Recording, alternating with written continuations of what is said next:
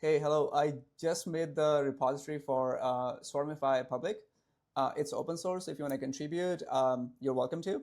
So it is based on my, I want to say, multi-agent coding workflow that I have slowly, like every time that I'm coding with these AI coding tools, there's always, like for example, the terminal is not the best, way to use it because you cannot see images in the terminal. There are so many other issues, like for example, when you have like 5 tabs open in the terminal and you have 5 Claudes running on different things. One of them is testing your previous feature, another one is implementing a new feature. Like, how do you know which one is which one, right? You kind of have to remember because you're context switching between so many different things.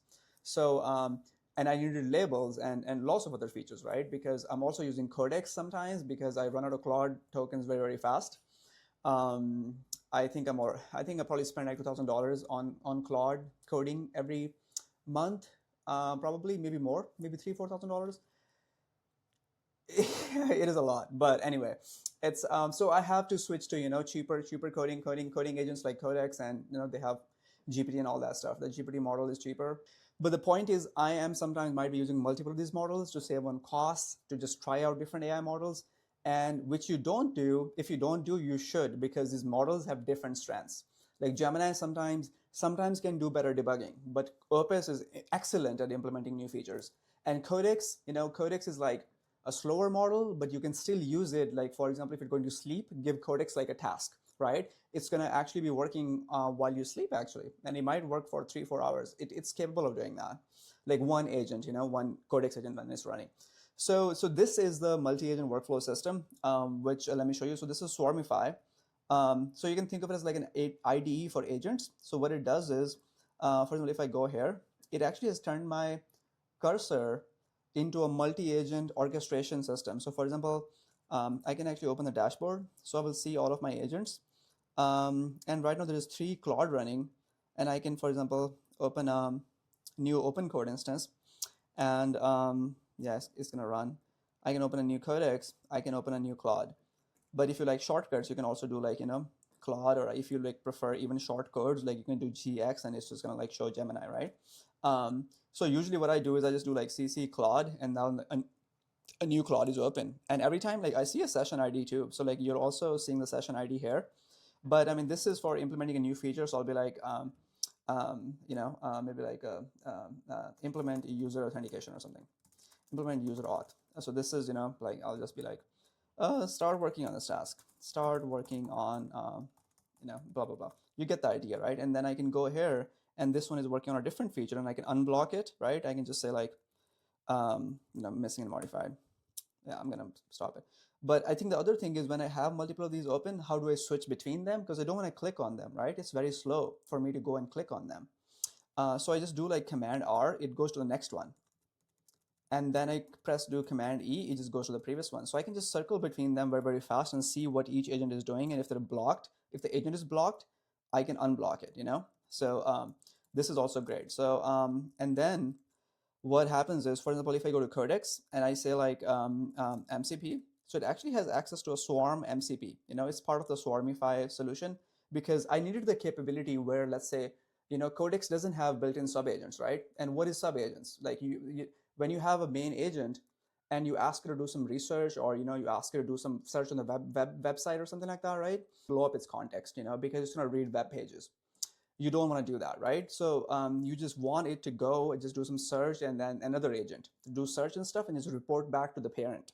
So now what I have is a parent agent is open here, right?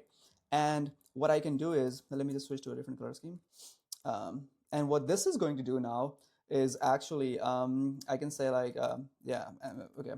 So do web search, spin a Codex, and spin Claude and Gemini instances, and do web search on finding other similar solutions to the agents, Agent CLI.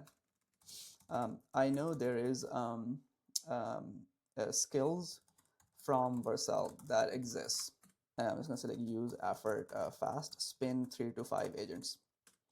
But yeah, anyway, it's gonna do that.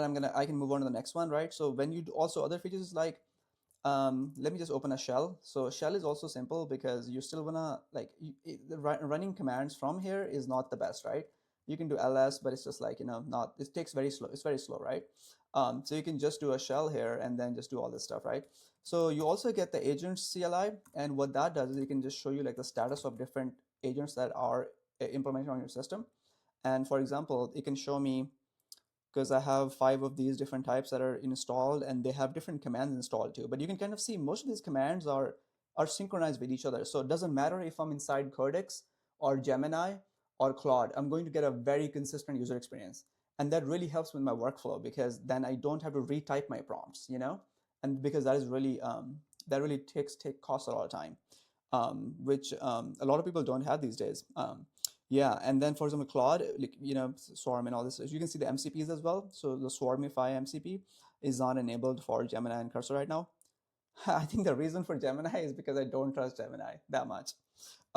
Yeah, and then so yeah, when stuff is working, like you also some of the cool things are, if you have to-do files, you can actually connect your GitHub too.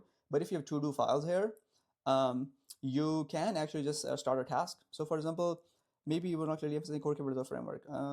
Maybe let's see, also thinking this fraction of windowing backing is a good way. Claude task, we need an integration guide for IDE, perhaps. Oh, okay, this is good. So but right now I don't have an integration guide, like how, because that's why I'm making this video, because there's no guide that exists. But you kind of see it actually started a new agent and started task, and like I'll just say like implement this, and it's going to start planning. That's it. So if I'm maintaining a file, or if I'm maintaining somewhere, so I can actually connect and get tasks from Linear or GitHub into just this one interface, right? And this is and I'm not, and like in this interface you don't need to open files or look at code, because you actually can just look at the changes that it's making. So I usually have this, and then I have these tasks getting pulled from these task management systems, or my code base, and then I just start these agents. And yeah, and then when you select multiple tasks, you can actually run them in Rolf mode as well. So there's a Rolf mode and then a Swarm mode. I'm personally scared of the Rolf mode. I don't use it as much. Yeah, because I feel like it can go to control, but Swarm is much easier, like for example, Codex, let's check up on it. Yeah, okay, good. Yeah, it spawned 4 agents with effort fast, all in brainstorm mode, waiting 2 minutes. Usually it automatically checks. Yeah, so it's so they're working on a website for similar tools, Agent CLI, multi encoding frameworks. Cool. Yeah, and I can go to the next one. Yeah, and then the Agent CLI, for example, if you just wanna, you can just do like help. So this is also part of the system. So it's like then you just get like one CLI using which you can actually do like MCP add. You can just list all the different things. Agents, MCP list dash dash. Yeah, let's just do this. You can kind of see different things, So this also helps because I can actually also do agents pull. And what this does is this Agent CLI, it actually uploads my configuration for these agents to GitHub. And then actually, if I'm on a new machine, it's actually going to pull those configurations from the machine. And I'll just have my whole system, my whole multi-agent environment just available on a new machine very, very fast. So I'll just say, maybe I'll just uncheck these and I'll go to Claude Code, and it's showing me, okay, existing conflicts. Yeah. I mean, because these already exist, so I don't have to do anything. I'll just say like no. Cool. Yeah, but yeah, you can also pull settings too. So then you just get like this perfect workflow. And for the Codex, I'll say like product research. So that way, I remember what's happening. And like you also, it changes here.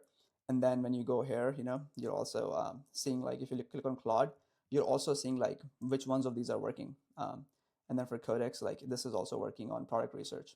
Yeah, so you get like a very good view of all of your agents basically.